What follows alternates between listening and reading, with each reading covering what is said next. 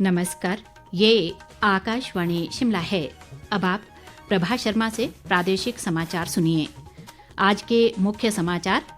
मुख्यमंत्री का आरोप, 2 सालों में 4032 करोड़ रुपए से अधिक की राशि खर्च करने में नाकाम रही पूर्व भाजपा सरकार। विपक्षी दल भाजपा ने बेरोजगारी के मुद्दे पर सदन से किया वॉकआउट, मुख्यमंत्री को महिला विरोधी करार दिया।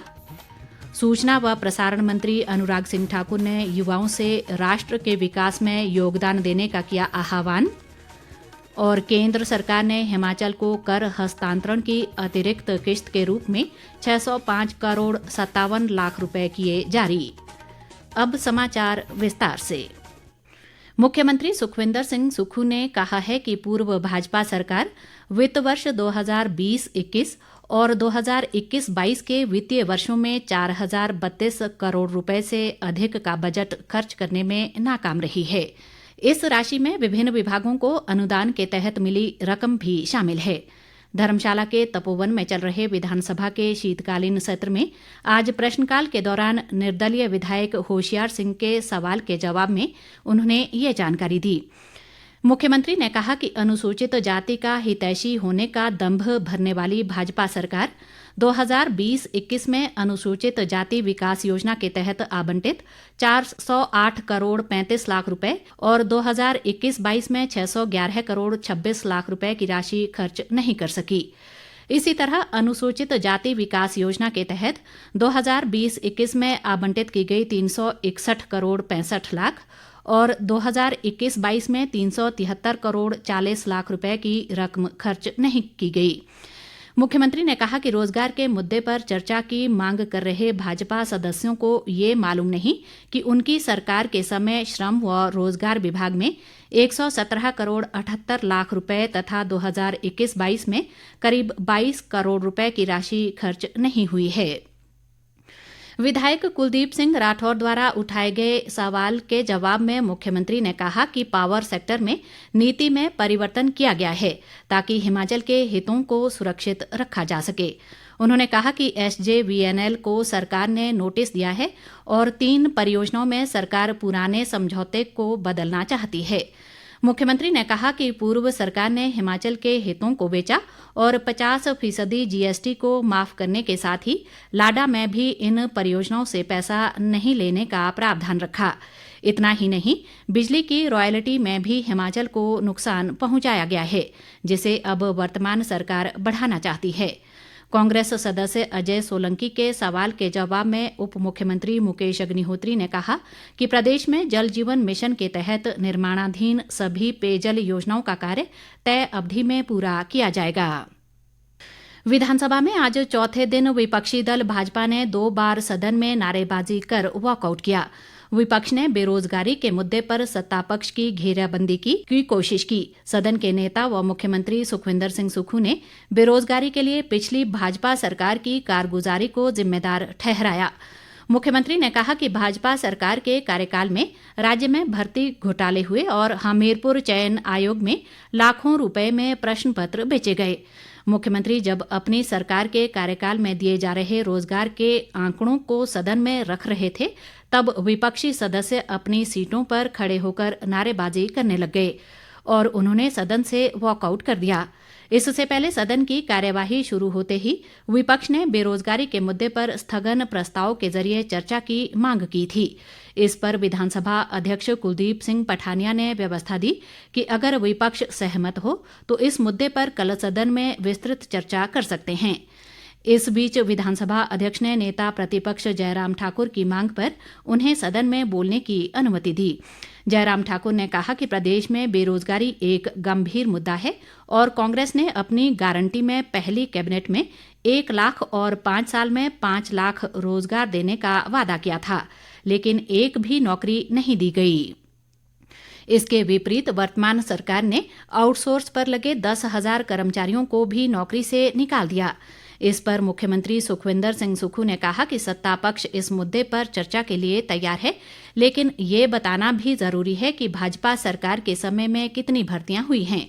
उन्होंने कहा कि पूर्व भाजपा सरकार के कार्यकाल के 5 सालों में मात्र 20,000 भर्तियां की गईं, लेकिन उनकी सरकार ने 1 साल में ही 20,000 पदों पर भर्तियां शुरू की हैं। उन्होंने कहा कि विपक्ष बेरोजगारी के मुद्दे पर केवल ध्यान भटकाने की कोशिश कर रहा है। इससे पहले संसदीय कार्य मंत्री हर्षवर्धन चौहान ने विपक्ष पर हमला करते हुए कहा कि विपक्ष ने बेरोजगारी के मसले को लेकर सदन के बाहर नाटक किया है और विपक्ष इस पर सुर्खियां बटोरने का काम कर रहा है।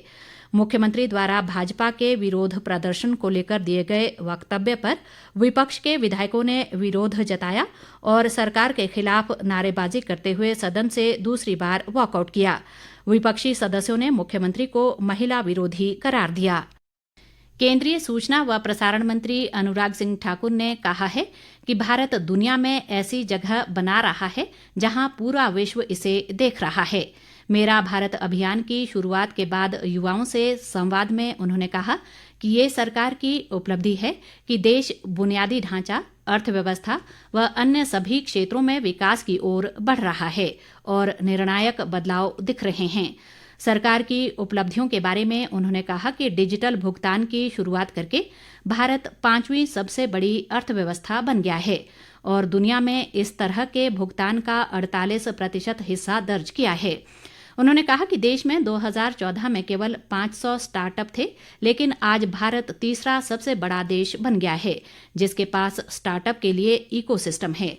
उन्होंने कहा कि ब्रिटेन को पीछे छोड़ते हुए भारत दुनिया का 5वां सबसे बड़ा देश बन गया है। अनुराग ठाकुर ने युवाओं से राष्ट्र के विकास में योगदान देने का आह्वान किया।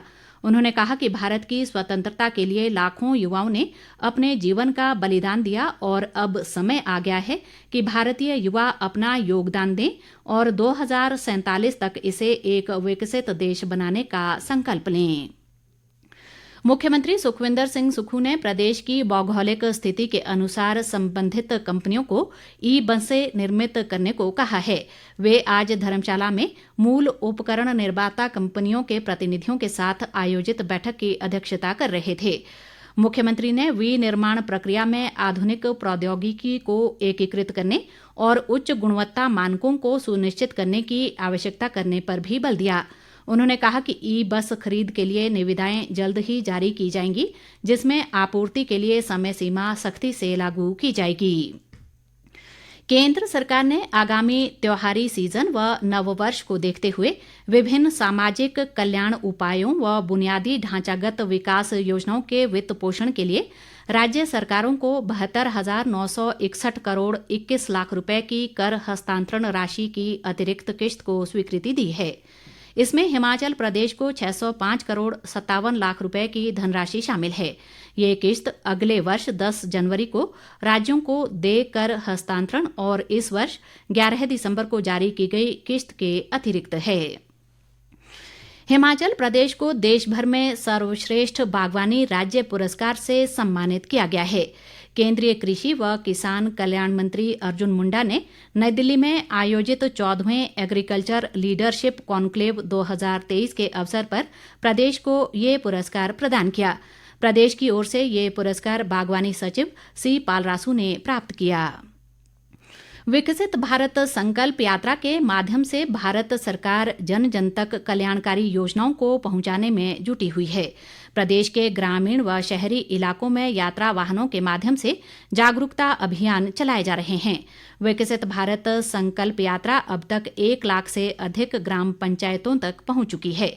इसके अलावा अब तक करीब 4.5 करोड़ लोग यात्रा में शामिल हुए और 3 करोड़ से अधिक लोगों ने विकसित भारत बनाने का संकल्प लिया। यात्रा के तहत आज सिरमौर जिले के नाहन क्षेत्र की बर्मा पापड़ी और पोलियो में लोगों को केंद्र सरकार की जन कल्याणकारी योजनाओं की जानकारी दी गई। इस दौरान लाभार्थियों ने अपने अनुभव भी साझा किए। उधर बिलासपुर जिले के सदर खंड की सुईसराड पंचायत में आज यात्रा के तहत ग्रामीणों को केंद्र सरकार की अनेक जन कल्याणकारी योजनाओं की जानकारी दी गई। लोक निर्माण मंत्री विक्रमादित्य सिंह ने आज धर्मशाला विधानसभा क्षेत्र के दूरदराज थाथरी गांव का दौरा किया।